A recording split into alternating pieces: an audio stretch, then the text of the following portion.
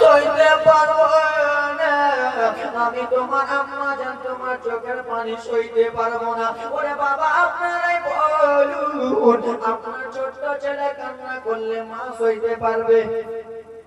পারবে গো? হ্যাঁ, ও কিছু কয় না বিহারের লোকেরা, কিছু বলো জোরে। পারবে? ছেলে যদি কান্দে তো মা সইতে পারবে? মা আমিনা রাদিয়াল্লাহু তাআলা আনহা বলে, বেটা কেন কান্দো বেটা, বলো বলো গো। বলে আম্মা জান আমি ময়দানে গিয়েছিলাম মা গো, পাড়ার লোকেরা তার ছেলেগুলোকে ময়দান থেকে নিয়ে গেল মা। আমার আব্বা গো, যেই মাদের স্বামী নাই সেই মাকে জিজ্ঞেস করো স্বামী খারাপ ব্যথা কত রে। যেই যুবক ভাইদের বাবা নাই ওনাকে জিজ্ঞেস করো বাবা খারাপ ব্যথা কত রে। মুসলমান আমার মা আমেনা বলে, বেটা কিসের জন্য কান্দো? নবী আমার দুই চোখের পানি টপ টপ টপ টপ করে জমিনে ফেলে ফেলে কান্দে মা। মা গো আমার আব্বা জান কোথায়? আম্মা জান আমার আব্বা জান কোথায়? আমার আব্বা জানকে কেন দেখতে পাই না? বাবা একটু মনোযোগ দিয়ে শুনো।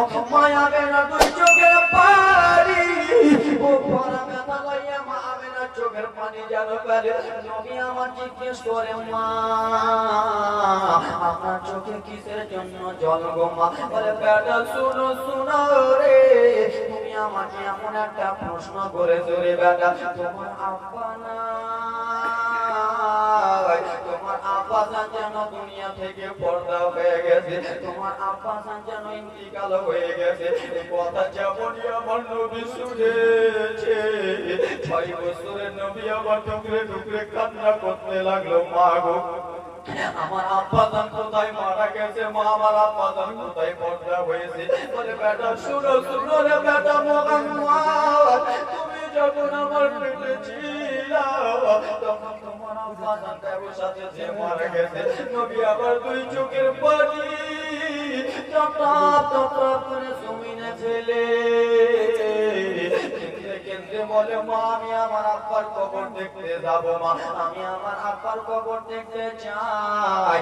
মা আমেনা বলল, বেটা তোমার দাদু আব্দুল মুত্তালিব আমার মালিক যেন রয়েছে, তোমার দাদুকে একবার যেয়ে বলো।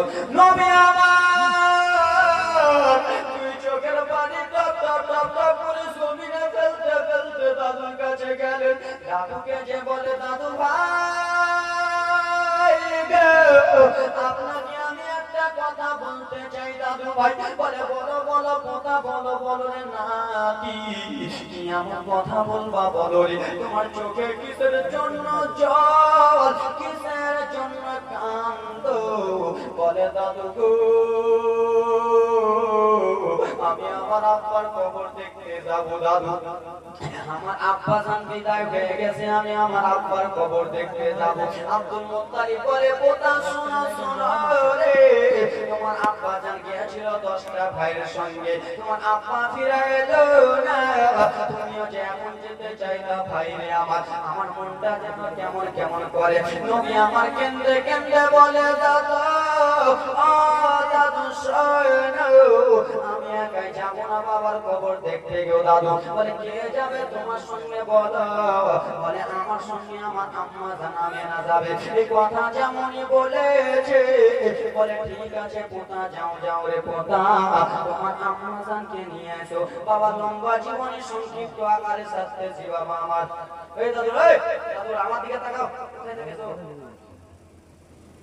এদিকে হুজুর সাল্লাল্লাহু আলাইহি ওয়াসাল্লাম बैठ जाइए, जो आजाद खड़े हैं मेहरबानी करके बैठ जाइए, जलसे का भी जरा लिहाज कीजिए, खड़े मत रहिए ताकि जो है पीछे वाले जो है वो दिक्कत ना हो देखने में।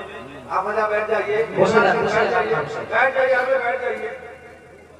सुभान अल्लाह माशाअल्लाह, सब कहते फजल मेरी दी। नबीर देशे चलो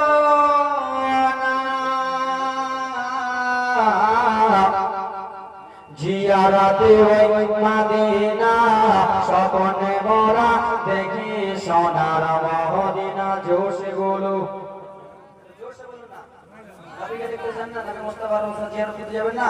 দেখেন কবি কত সুন্দর করে বলে, নবীর দেশে চলো না জিয়ারাতে হই মদিনা স্বপ্নে মোরা দেখি সোনার মদিনা জোরে বলুন একটু জোরে আমার নবীর নূরের নবী তো জাহারে প্রেমের ছবি আমার নবীর নূরের নবী তো জাহারে বাদশা নবী আমার নবীর সোনার ছবি তো জাহারে বাদশা নবী সেই নবীকে দেখার করে মন ভালো করে দিবানা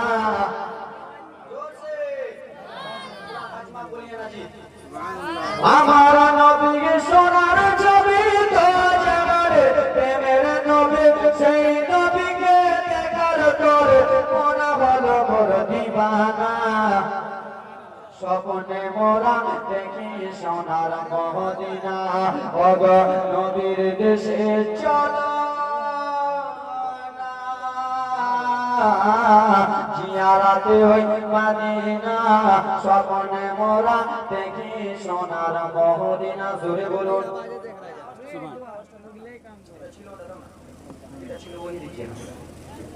টাকা পয়সা নাই যে আমার সব জেগেছে মদিনা যাওয়ার জোরে বলুন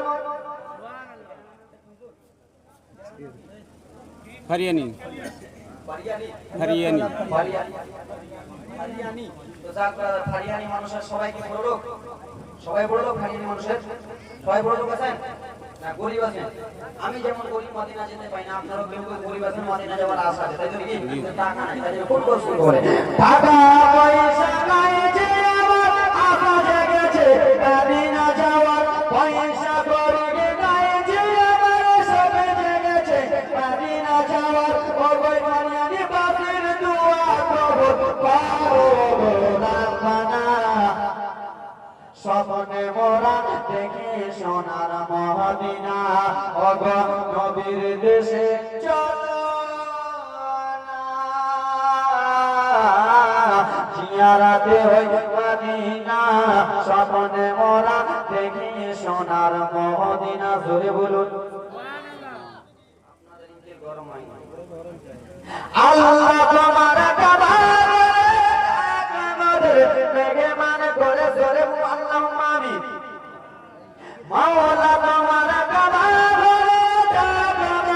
মেঘমান করে হাজিরা করে মোদের কেন ডাকো না স্বপ্নে মোরা দেখি সোনার মদিনা ওগো নবীর দেশে চলো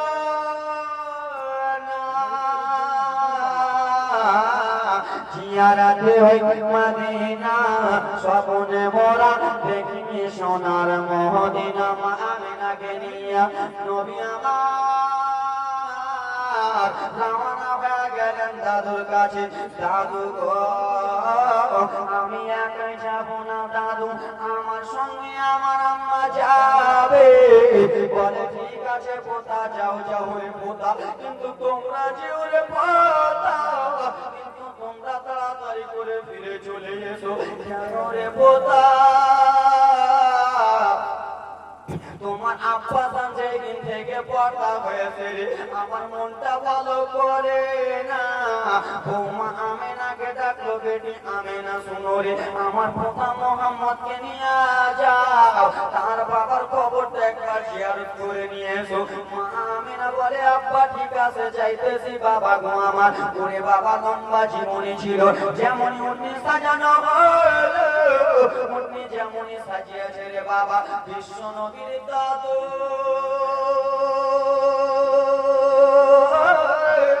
আব্দুল মুত্তালিব বলতে লাগলো শুনো শুনো রে আমেনা তোমাকে একাই পাঠাবো না রে আমেনা বলে কেন গো শ্বশুর আব্বা বলে আমার তোমার স্বামীর সঙ্গে তার 10টা ভাই গিয়েছিল 10 ভাই গিয়েছিল একসঙ্গে ব্যবসাতে একজন এলো না 9টা ভাই বাড়িতে ফিরে এলো আমার ছোট্ট সব থেকে পেয়ারা বেটাই আব্দুল্লাহ ওরে আমেনা তোমার স্বামী এলো না সে কষ্ট এখনো মিটেনি এখন তোমরা মা বেটা যাবারে বৌমা আমেনা না না তোমাদেরকে একাই পাঠাবো না দাসী উম্মে আইমানকে ডাক দিলেন আব্দুল মুত্তালিব ও উম্মে আইমান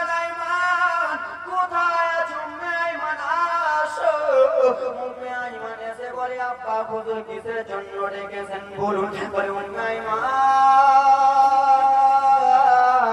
আমার বৌমা আমেনা তার শ্বশুর আমার বৌমা আমেনা তার বাবার বাড়ি যেতে চাইতেছে এবং কি আমার পোতা মুহাম্মদ তার বাবার কবর জিয়ারত করতে যাইতেছে রে উম্মে আইমান তুমি সঙ্গে সঙ্গে চলে যাও ভালো করে দেখভাল করে নিয়ে চলে এসো। কিন্তু বাবার কপালে নাই কি টকটকালো হবে কি এই যে শ্বশুর আব্বা জনমের মতো বৌমাকে বিদায় করে দেবে আর আমেনার মুখটা দেখতে পাবে না রে আর আমেনাকে দেখতে পাবে না। মা আমেনা যেন জনমের মতো বিদায় হয়ে যাবে রে বাবা।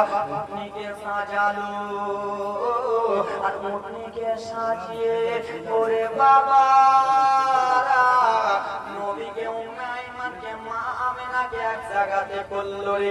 এক জায়গাতে করার পরে দিলে ব্যথা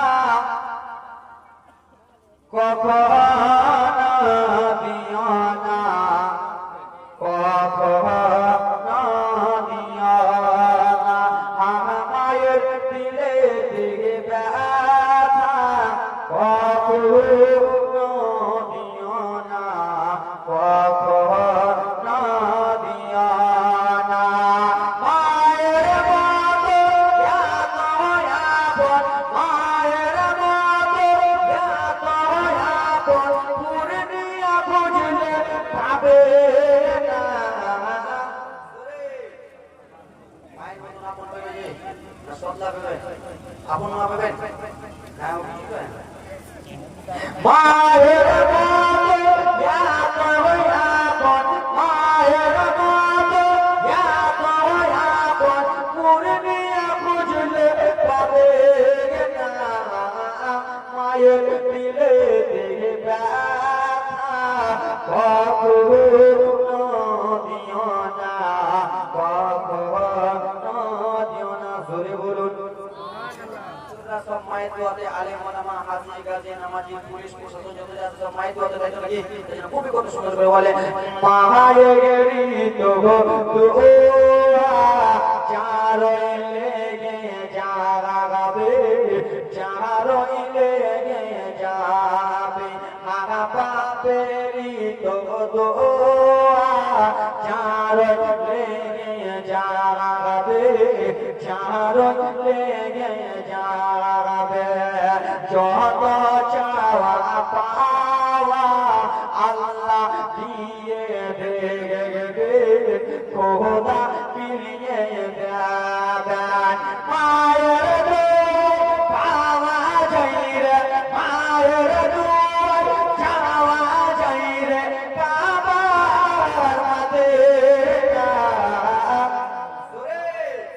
মায়ের দিলে দিলে ব্যথা কখনো দিও না কখনো দিও না। মায়ের মতো এত আপন মায়ের মতো এত আপন এই যে না বুঝলে পাবে না। মায়ের দিলে দিলে ব্যথা কখনো দিও না কখনো দিও না। জোরে বলুন। যে জালসা যে কি বলতে যাই এই গজলটা এই জন্য শেষে বলি প্রত্যেকটা শেষে বলি এই গজলের মাধ্যমে আমার নিজের কন্ট্যাক্ট নাম্বার আমি নিজে মিশিয়েছি যে জায়গাটায় বলি আমার নিজের নাম্বার।